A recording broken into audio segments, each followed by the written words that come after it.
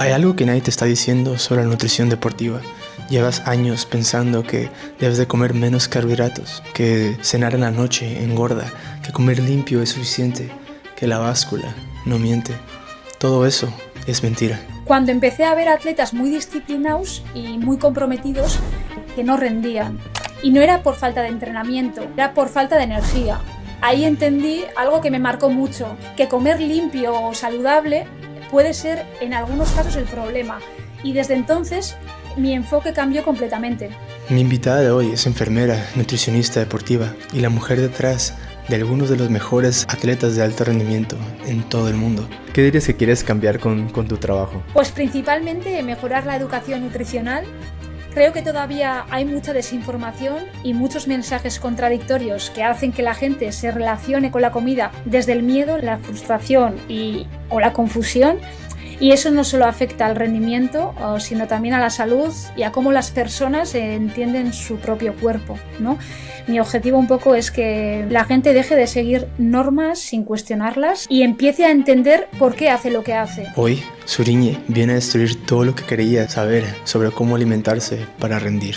Esto es el podcast de Forever in Progress. Si eres nuevo aquí, déjanos un like y síguenos para que nunca te pierdas ninguno de los episodios que vienen. Esto va a cambiar la forma en la que ves la comida para siempre. Bueno, Suri, muchas gracias por aceptar la invitación. Es un gran honor tenerte por aquí. La verdad es que es un placer poder platicar contigo. Nos pusimos de acuerdo después de la grabación con Valentín, pero pues sí, muchas gracias por aceptar. ¿Cómo estás allá en España? Bien, aquí estamos, disfrutando un poco del buen tiempo aquí de Mallorca y la verdad que muy bien, muy contenta. Qué bueno. Bueno, Suri, si tuvieras que describir quién eres en una sola frase que no incluya tu profesión, ¿qué dirías? Pues la verdad es que soy alguien que ha tenido que aprender a escuchar su cuerpo a base de equivocarse y que ahora intenta que otros no tengan que pasar por lo mismo. Muy bien. ¿Cómo fue tu infancia en relación a la comida? ¿Había algo en tu casa, en tu familia, que ya te conectara con el tema de la alimentación? Pues es verdad que mi relación con la comida empezó muy ligada al deporte. Fui nadadora durante 14 años, competí muchos años y en natación aprendes muy rápido que todo cuenta, ¿no? El peso, cómo te sientes en el agua. Pero en mi caso había algo diferente. Mientras mis compañeras simplemente entrenaban, yo sentía que tenía que hacer algo más para estar al mismo nivel. Muchas veces hacía incluso cardio antes de entrar al agua o añadía entrenamientos en seco intentando compensar algo que yo no entendía. Porque yo en aquel entonces también tenía lipedema, aunque en ese momento no lo sabía. Y eso hacía que mi cuerpo no respondiera igual por mucho que me esforzase. Y claro, cuando eres pequeña no lo cuestionas, no piensas que hay algo más detrás. Piensas que el problema eres tú, que no estás haciendo lo suficiente y esa sensación te acompaña durante mucho tiempo. Es verdad, sí. Habla un poco acerca de cómo empezaste a nadar o cuando entraste en el deporte sí. de alto rendimiento. Bueno, a ver, mi padre siempre he estado muy ligada al deporte porque es verdad que mi padre es entrenador nacional de natación. Okay. Y bueno, a mí me gustaba mucho el básquet. Solo que tengo un problema en las rodillas que se llama genuvalgo. Entonces, por el impacto contra el suelo, me dijeron que me desaconsejaron practicar básquet. Entonces me dijeron natación o ciclismo. Y como mi padre es entrenador nacional, pues me decanté un poco por la natación. Y de ahí empecé un poco con todo el tema de la natación. Ok, súper bien. Sí, de hecho me dicen mucho que empiezo a nadar cuando tengo lesiones, ¿no? No puedo correr. Creo que la natación es muy, muy Eso importante. Es. Sí, y la verdad es que yo creo que es muchas veces el fallo de hoy en día de la gente, ¿no? Que no pruebas otros deportes. Exacto. Y la natación es un deporte que ayuda mucho. Incluso para el fondo aeróbico es un deporte muy top, que mucha gente no lo practica y creo que desde pequeñitos tendríamos que saber todos a nadar. Estoy completamente aprender de acuerdo. A nadar. ¿En qué momento de tu vida dijiste quiero dedicarme a la nutrición deportiva? Específicamente, ¿qué te jalaba hacia los atletas? Vale. Pues hubo dos cosas clave. Por un lado, yo creo que estudiar enfermería, porque yo aparte de ser nutricionista también soy enfermera. Okay. Entonces estudiar enfermería me hizo entender el cuerpo desde dentro, ¿no? Desde la fisiología, desde la enfermedad, desde procesos que vives en el hospital, ¿no? No tanto teoría de Instagram que hoy en día nos venden. Y por otro, mi propia historia con el lipedema. Yo creo que ahí cambió todo, porque de repente no era solo comer bien, era entender por qué mi cuerpo respondía distinto, por qué había frustración, por qué hacer todo bien no siempre daba resultados. Eso me llevó a cuestionarlo todo y a querer especializarme en nutrición deportiva, pero con una mirada mucho más profunda. Ya entiendo. Habla un poco acerca de ese problema que tenías. ¿Qué significa? ¿Cuáles problemas involucra? ¿A cuál te refieres? El lipedema. Al lipedema. El lipedema es una enfermedad crónica, ¿vale? Y progresiva que afecta al tejido adiposo, ¿vale? Okay. Lo que causa es una acumulación anormal y dolorosa de grasa, principalmente, que afecta a las piernas y a los brazos. ¿Vale? En mi caso es más a las piernas, que a día de hoy, pues ya con nutrición, con entrenamiento, lo tengo más o menos, lo llevo, pero lo tengo mucho más normalizado y sé las cosas que tengo que hacer para mejorar ese problema. Ya. Y además de natación, ¿hiciste algunos otros deportes? Y si sí, ¿cómo dirías que eso moldeó la forma en la que ves la nutrición? No, la verdad es que, bueno, ahora sí que corro, ando en bici, entonces estoy pensando a ver si me hago algún triatlón también. Ajá, perfecto. Pero yo creo que he sido nadadora y yo creo que esto cambia completamente un poco la forma de ver la nutrición, ¿no? Porque una cosa es lo que dice el papel o lo que dice la teoría y otra es lo que pasa cuando estás cansado, cuando entrenas fuerte, cuando no llegas a donde tienes que llegar. Yo sé lo que es intentar hacerlo perfecto y que el cuerpo no responda como quieras.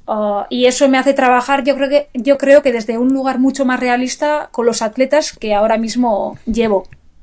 Y Valentín Soca es uno de los mejores corredores en el mundo y pues tú eres su nutrióloga.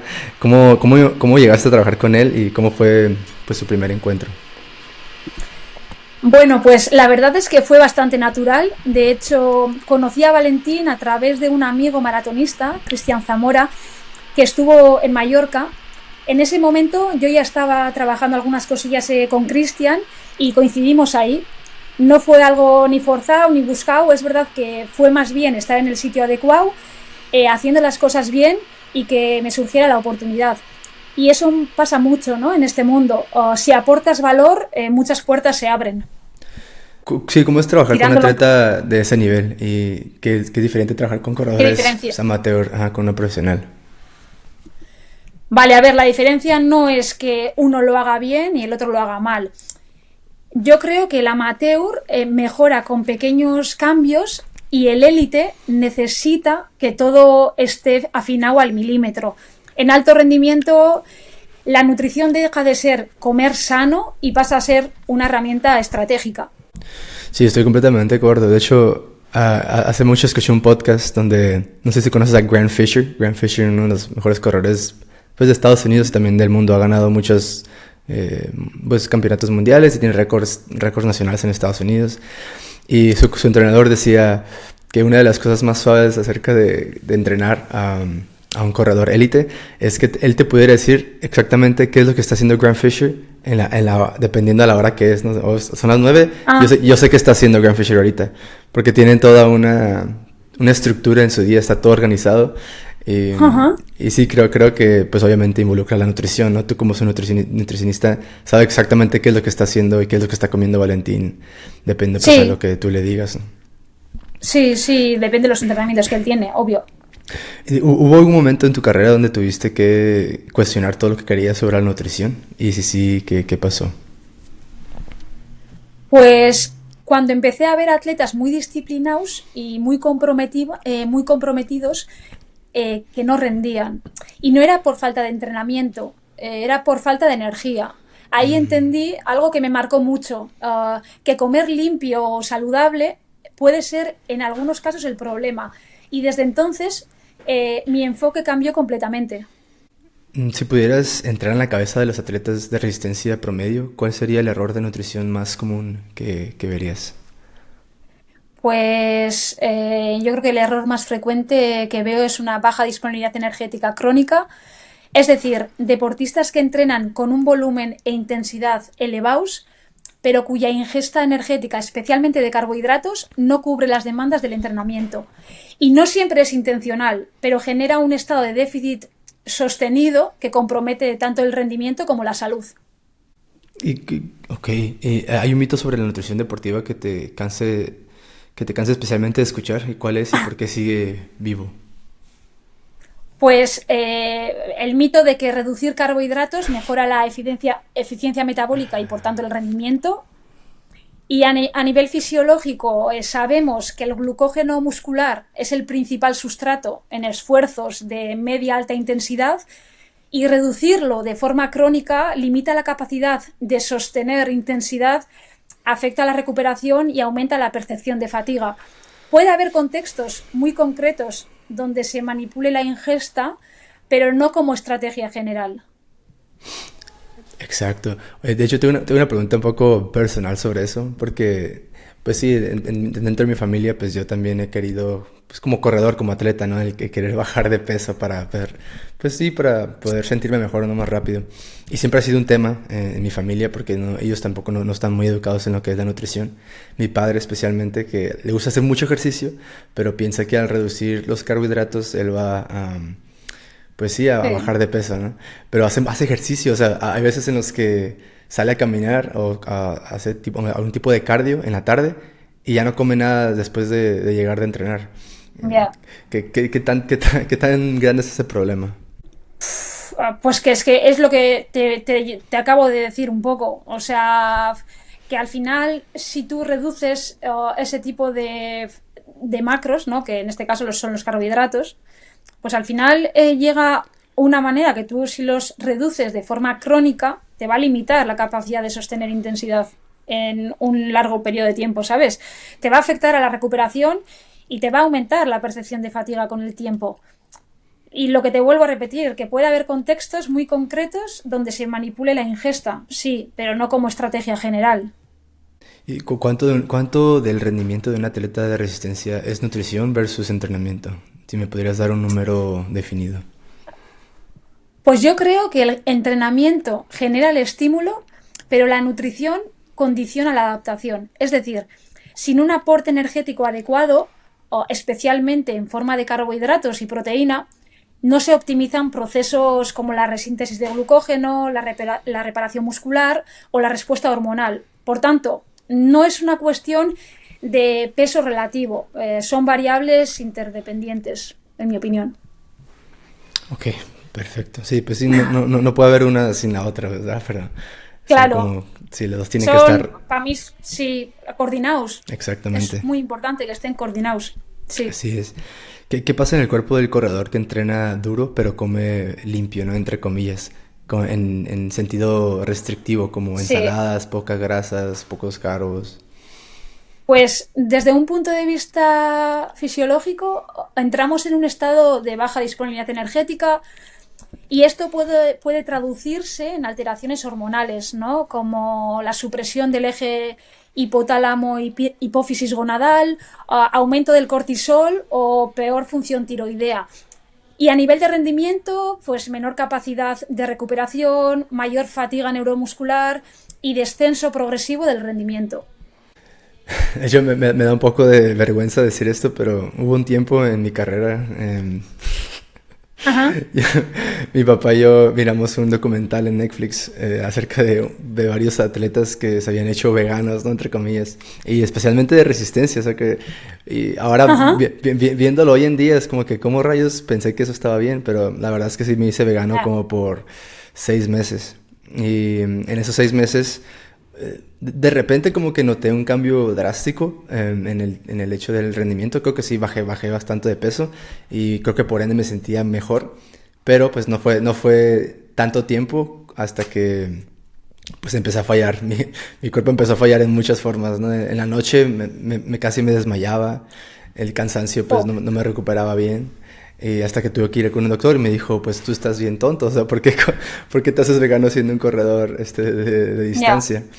Mm, Pero creo que es un problema más común de lo que crees, especialmente pues como corredores que siempre se nos exige pues el estar bien en el peso, ¿no? Es como que siempre ponen Sí, enfoque y más con el número de la es- báscula, no exactamente cómo se siente uno, o sea, hacerte los análisis para ver exactamente qué es lo que estás necesitando. ¿Qué me podrías decir acerca de ese problema? es que eso es... Es que depende de la persona, o sea, hay que Mm, valorar cada caso. No se puede nunca, no me gusta, siempre digo, a no ser que sean deportes muy específicos, que tengas que estar dentro de un peso específico, eh, creo que cada uno tiene su peso óptimo. Entonces, no me gusta, de hecho, a mis deportistas no, les digo, no os obsesionéis con el peso, por favor. Iremos mejorando poco a poco, pero el mensaje es no obsesionaros con el peso. O sea, iremos mejorando, iremos viendo cómo te vas sintiendo. Al final todo va de la mano y cuando entrenas, comes lo que tienes que comer, el resultado llega y siempre vas a estar en un peso óptimo dentro de lo que cada uno puede llegar a sustentar, ¿no? Pero claro, es que hay que valorar cada caso. No es un peso ideal, no sé, es que es cada caso es diferente. Entonces, yo siempre digo que no hay que obsesionarse con la báscula y que el trabajo hay que hacer más de... Tiene que ser otro tipo de trabajo, no tanto de báscula. Que luego, pues a ver si... Luego te contaré. está bien. Muchos corredores entrenan por la noche y llegan tarde. ¿Y cenar Sí. tarde es realmente malo para un atleta o eso depende pues también del contexto? Pues es verdad que no hay evidencia sólida que indique que cenar tarde perjudica al entrenamiento o a la composición corporal del deportista. De hecho, en contextos de entrenamiento vespertino, la ingesta post-ejercicio es clave para iniciar la recuperación, bien la síntesis de glucógeno y bien la síntesis proteica. Yo creo que el timing tiene que adaptarse al entrenamiento, no tanto al reloj.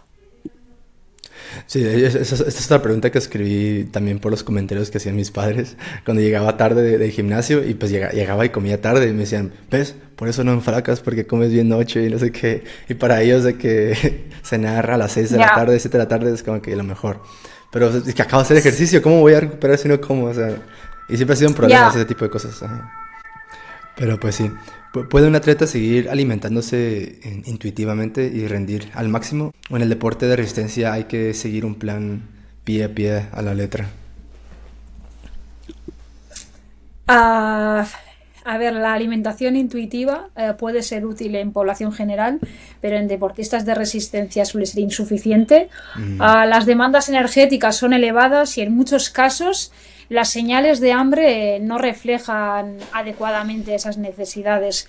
Por eso es necesario cierto grado de estructuración y planificación nutricional para poder garantizar un aporte adecuado. aquí en México, pues, mm, las comidas, no sé si las conoces, como son llenas de puro carbohidrato, pues con las tortillas, arroz y casi no hay mucha verdura Sí, involucrada o a lo mejor todos los sí, nutrientes que uno necesita. Mm, sí. ¿Dirías que que un corredor de resistencia pudiera estar comiendo todo eso todos los días y pues que le funcione? A ver, yo creo que tiene que haber una... En cuanto a macros, tiene que haber una cierta balanza, o sea, una cierta balanza. No siempre, no es todo comer carbohidratos ahora Claro. porque son los carbohidratos, son los reyes, comer todo carbohidratos. No, tiene que haber una balanza, un poco, carbohidrato, proteína y grasa. Entonces hay que buscar siempre el balance. Así es, gracias por mencionarlo. Explícame la disponibilidad energética como si tuviera 10 años, porque es el concepto más importante que un atleta de resistencia debería entender. A ver, la disponibilidad energética es la cantidad de energía que queda disponible para que el cuerpo funcione correctamente después de descontar el gasto del ejercicio. Cuando esa disponibilidad es insuficiente de forma mantenida, el cuerpo empieza a priorizar. ¿Y qué hace? Reduce funciones que no considera esenciales en ese momento, como la función reproductiva, la salud ósea, la regulación hormonal. Por eso vemos casos que hoy en día se escucha mucho de amenorrea hipotalámica, alteraciones metabólicas o también mayor riesgo de lesión. Así que al final yo creo que no es solo rendimiento, es salud a medio y a largo plazo. Tiene sentido. Yo me lastimo mucho y siempre he pensado que es por el tema de la alimentación. Así que Sí, que igual no estás... o pensamos que estamos metiendo lo suficiente y en realidad no estás metiendo lo suficiente, ¿eh? Y te acabas lesionando. Y yo veo mucho esto, que la gente no mete lo que tiene que meter y cuando le dices lo que tiene que meter, al principio cuesta o sí, crea como un rechazo, pero cuando de verdad empiezan a meter y te llegan a consulta y te dicen, joder, nunca hubiera pensado que metiendo esto que estoy metiendo estoy consiguiendo lo que estoy consiguiendo y encima estoy bajando peso. wow. ¿Entiendes? Entonces, eso es muy sorprendente y es lo que estoy viendo a día de hoy en consulta, que es que me parece heavy. Me parece Sí, muy heavy. Y es una sí, de sí las es. cosas que desde que, ya te digo, o sea, desde que estoy trabajando de nutricionista, me parece una de las cosas más heavies. Y lo pueden decir ellos, o sea, los que tengo lo pueden corroborar, que es así. Sí, sí, la verdad es que sí. Bueno, y ahorita que estábamos hablando de los carbohidratos, ¿cuándo debo de comer carbohidratos y cuándo no? Dame una regla simple que un corredor pueda aplicar mañana en su día. A ver, los carbohidratos al final no son opcionales, sobre todo en deportes de resistencia, ¿vale? Son estratégicos. La clave con los carbohidratos está en periodizarlos según la carga de entrenamiento. Entonces, cuando tenemos días de alta intensidad o volumen, aumentamos la disponibilidad de carbohidratos, ¿vale? Para asegurar rendimiento y recuperación. En sesiones que tenemos más suaves, se puede ajustar la ingesta.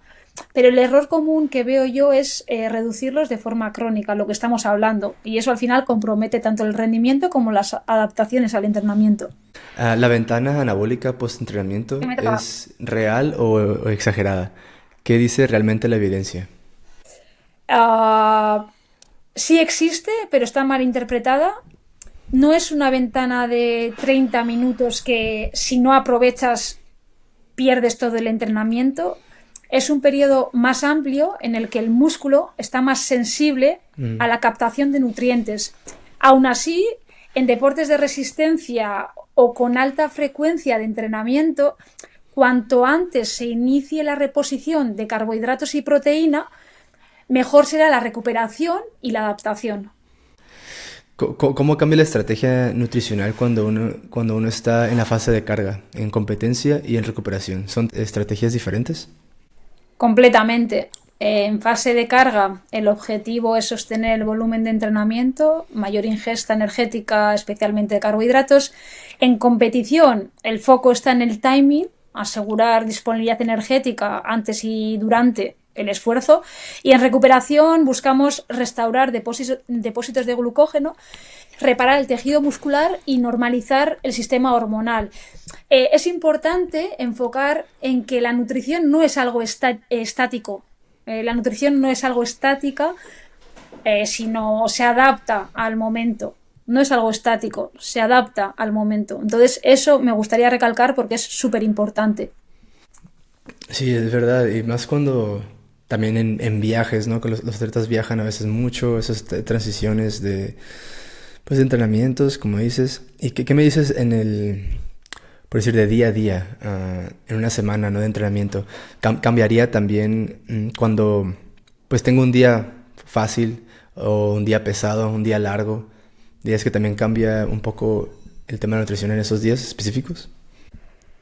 Dices quitando el entrenamiento, ¿no? O sea, cuando tenemos, por ejemplo, un trabajo, o yo, por ejemplo, como enfermera, cuando tengo una guardia, que también las tengo, gente que tengo, pues que hace turnos de 12 horas, que igual son turnos más largos, que, a ver, es que eso también conlleva un Ok. gasto físico que hay que tenerlo en cuenta. La gente que trabaja turnos, que tienes un día más duro, que tienes más cosas que hacer, pues sí, pero claro, todo hay que adaptar al contexto. No es lo mismo que una persona que me está sentado todo el rato en el ordenador que una persona que me trabaja en un hospital y que está dando vueltas todo el rato y que Ok. igual tiene más tensión. Entonces, claro, hay que valorar cada situación y en base a cada situación, pues aplicar Sí, lo que sea entonces necesario.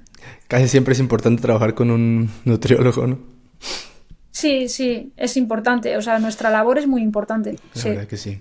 Y fuera del rendimiento físico, ¿cómo impacta la nutrición en la salud hormonal metabólica de un atleta a largo plazo? A largo plazo, una mala nutrición no solo afecta al rendimiento, o sea, sino a sistemas clave del organismo. Podemos ver alteraciones hormonales, pérdida de densidad mineral ósea, disfunciones metabólicas, y muchas veces esto no es inmediato, o sea, es progresivo, ¿no? El problema es que cuando aparecen los síntomas más evidentes, el daño ya lleva tiempo instaurado.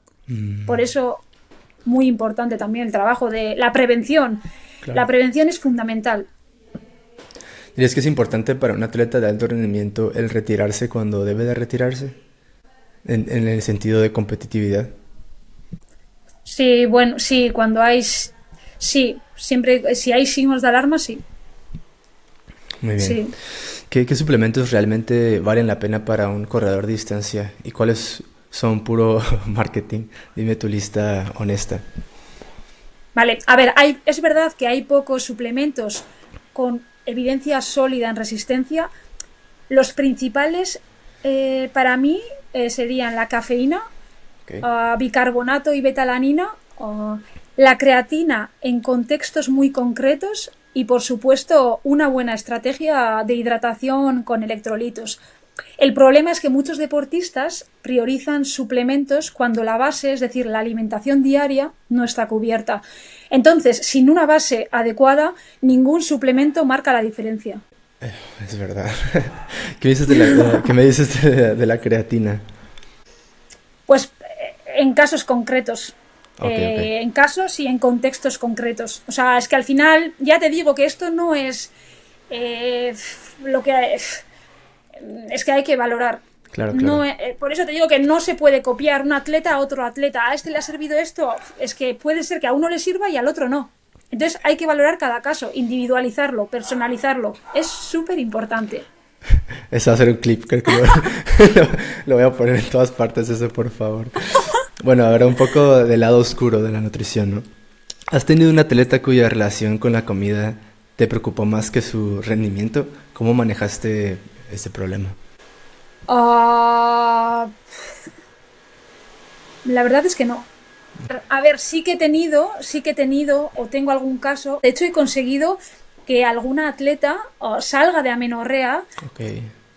y compita con menstruación y encima mejore los tiempos. Y ella sorprenderse y ella agradecer a... Ya no solo es tampoco labor nuestro, porque yo al final pues pongo los conocimientos y pues hay que hacer esto y esto, pero yo creo que hay lo que es la persona, ¿no? Cuando te viene el deportista, te cuenta, se abre, aparte de que creo que tiene que haber ahí una confianza entre profesional y deportista, ¿no? Creo que una persona que ha pasado ese tipo de patología, el que te responda y salga de ahí y te haga una maratón y te diga que no ha visto el muro, a mí me parece eso top, porque los TCAs son bastante complicados porque da mucho vértigo, ¿no? Tú sabes, hoy en día pues se tiene mucho miedo a los carbohidratos y si te quieres hacer una maratón necesitas energía, entonces el carbohidrato hay que meter. Sí. Entonces, yo que he conseguido que gente, o sea, en concreto un caso, que salga de amenorrea, que mejore su composición corporal, que esté fuerte y que termine una maratón mejorando los tiempos. Ese caso he tenido y yo creo que hay muchos, Bueno, hay muchos y se puede rendir con regla y se pueden hacer buenos tiempos, sí, pero hay que controlar, claro. Y hay que estar encima de la persona, hay que indicarle, hay que saber cómo tratar. Hablando un poco más de ese tema, la tirada del atleta femenino, baja disponibilidad energética, pérdida ósea, alteraciones hormonales. ¿Qué tan frecuente lo ves en el mundo del deporte de alto rendimiento y cómo lo detectas? Yo creo que la nutrición en mujeres, yo creo que es diferente y cada vez hay más evidencia que lo respalda. Las mujeres no somos hombres más pequeños, tenemos particularidades fisiológicas que afectan directamente al metabolismo, a la utilización de sustratos y la respuesta al entrenamiento. Por ejemplo, hay diferencias en la oxidación de grasas y carbohidratos, en la respuesta hormonal y sobre todo en la sensibilidad a la baja disponibilidad energética. Por eso, aplicar modelos generalistas sin tener en cuenta estas diferencias puede llevar a problemas, especialmente en deportes de resistencia. Sí, sí, la verdad que sí. Y hablamos específicamente del ciclo menstrual. ¿Cómo impacta cada fase del ciclo en la forma en la que un atleta debería alimentarse? Hay momentos del mes en que el cuerpo necesita más de ciertos nutrientes o en que el rendimiento y la recuperación funcionan diferentes. A ver, es complejo, ¿eh? Pero bueno, el ciclo menstrual sí que es una variable fisiológica más que hay que tener en cuenta y no Sí, ignorarla. A lo largo del ciclo hay cambios hormonales que pueden influir en el rendimiento, la percepción del esfuerzo, la temperatura corporal o la recuperación. Esto no significa que haya que cambiar completamente la planificación, pero sí hay que adaptar ciertos aspectos si es necesario. Por ejemplo, ajustar la carga o la nutrición en función de cómo responde cada atleta. La clave al final de todo es individualizar y no sí, generalizar. Lo que estábamos hablando antes sí. también, ¿no? El personalizar, el individualizar es clave. ¿Crees que la cultura fitness y el running tiene una relación sana con la comida a nivel global o hay algo que debería de cambiar estructuralmente? Difícil pregunta. La moda y cuando algo se pone de moda y cuando nos venden que el prototipo, el estándar del cuerpo es así, es complicado.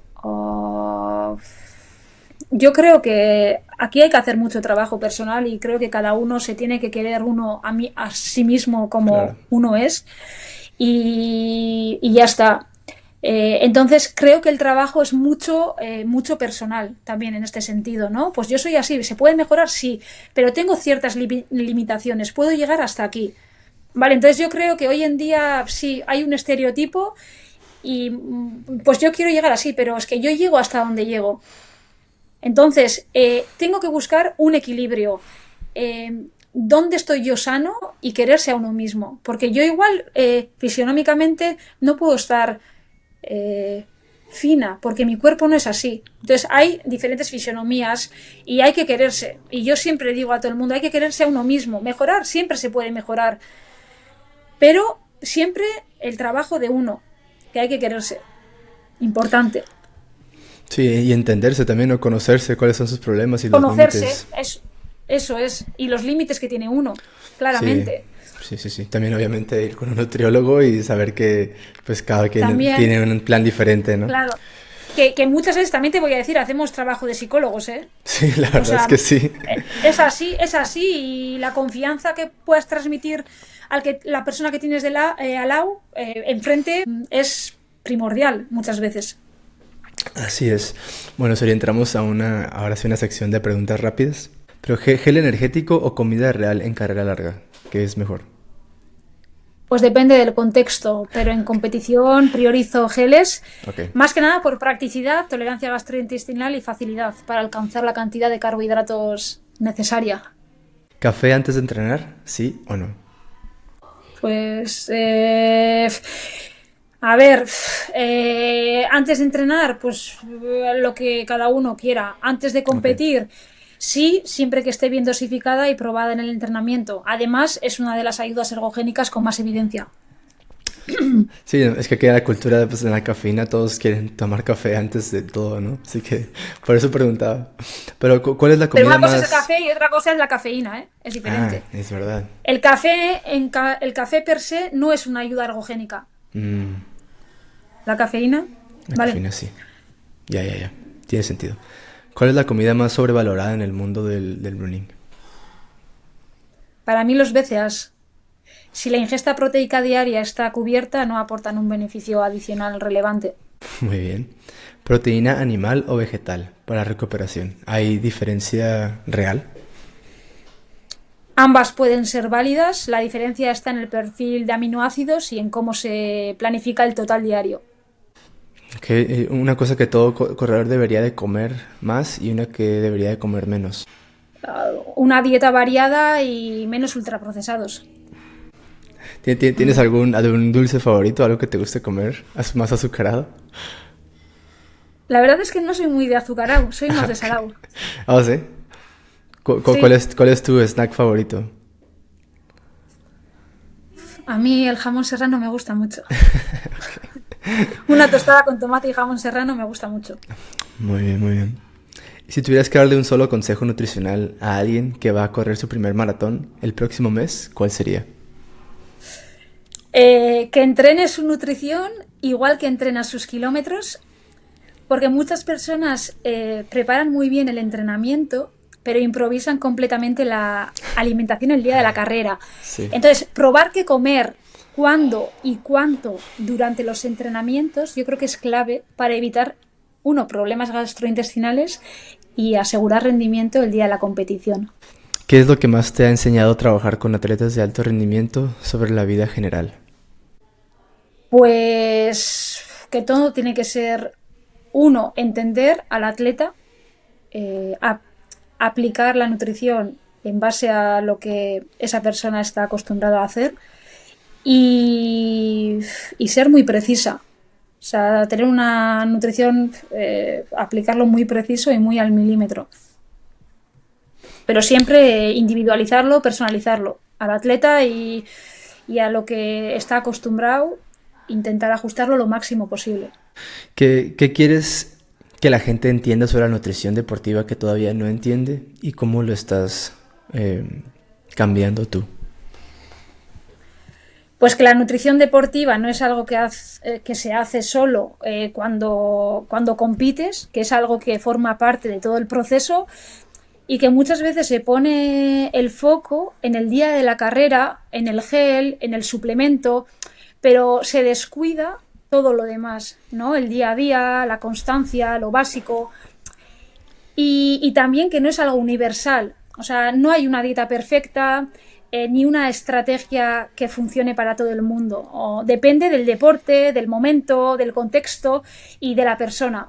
Creo que falta entender que la nutrición deportiva no va de copiar lo que hace el otro, sino de construir algo que realmente le funcione a uno. Bien dicho. ¿Qué dirías que quieres cambiar con tu trabajo? Pues principalmente mejorar la educación nutricional. Creo que todavía hay mucha desinformación y muchos mensajes contradictorios que hacen que la gente se relacione con la comida desde el miedo, la frustración o la confusión. Y eso no solo afecta al rendimiento, sino también a la salud y a cómo las personas entienden su propio cuerpo, ¿no? Mi objetivo un poco es que la gente deje de seguir normas sin cuestionarlas, y empiece a entender por qué hace lo que hace. Que tengan un poco de criterio, que puedan tomar decisiones informadas y que no dependan constantemente de alguien que les diga qué comer. Porque cuando hay educación nutricional no solo hay mejores resultados, hay más tranquilidad y una relación mucho más sana con la comida. Bueno, Luzuri, ya por último, ¿cómo podemos encontrarte? Eres nutrióloga, tus redes sociales, si queremos trabajar contigo, si queremos un atleta de alto rendimiento que quiera trabajar contigo, ¿cómo puede encontrarte? Me puede encontrar en mis redes sociales, por Instagram. Bueno, tengo una cuenta de Instagram que se llama Nutsi, Nut Ujú. barra baja ZI. Y eso, pues ahí me puede encontrar, me puede contactar y ahí empezamos a trabajar. ¿Tienes para trabajar con atletas a distancia? También, sí, lo hago online. Ah, perfecto. Es como, sí, como Sí. uno a uno, ¿no? Hablar acerca de lo que les funciona. Sí, o sea, es verdad que paso presencialmente, bien en Palma, en Paseo Marítimo, que tengo la consulta, y en el País Vasco lo paso en una clínica, un centro de fisio, que tienen fisio y entrenamiento, o lo paso ahí. Y si no online, pues también llevo gente. De hecho, ahora mismo pues tengo algún triatleta, algún australiano que lo llevo, por ejemplo, online. Y bueno, también funciona. O sea, también funciona así. Perfecto. Pues muchas gracias, Uri, otra vez por aceptar la invitación. Fue un gran honor, aprendí demasiado. Creo Nada, que voy a escuchar esta entrevista creo que unas 1000 veces después de editarla toda. Pero sí, muchas gracias y pues espero que pues todo esté bien contigo. nada, gracias a ti.